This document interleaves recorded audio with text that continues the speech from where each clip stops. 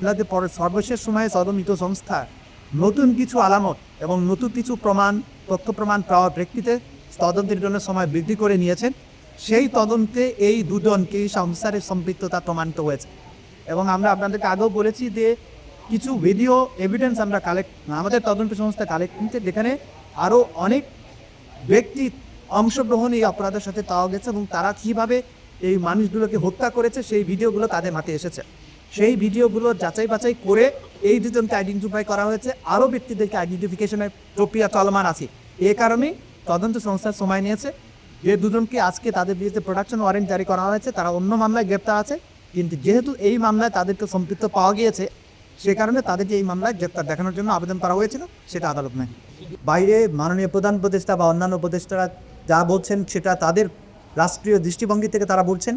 তদন্ত সংস্থা প্রসিকিউশন স্বাধীন এবং নিরপেক্ষভাবে তদন্ত করছে। তদন্তের প্রয়োজনে যতটুকু সময় নেওয়া দরকার তারা নিচ্ছে এবং আমরা আশা করছি খুবই দ্রুততম সময়ের মধ্যে তারা চার্জশিট দিয়ে পারবেন। তার শেখ হাসিনার যে মামলার কথা আপনারা উল্লেখ করেছেন তার ব্যাপারে তদন্ত সংস্থা প্রসিকিউশন সবচাইতে বেশি গুরুত্ব দিয়েছে এবং গুরুত্বের সাথে কাজ করছে। খুব সহসাই হয়তো এর রেজাল্ট আপনারা দেখতে পাবেন। সানবিট সব দিবে সামাল। সানবিট ম্যাজিক প্রেস ডিশওয়াশিং এর মাথা ঘোরানো সলিউশন।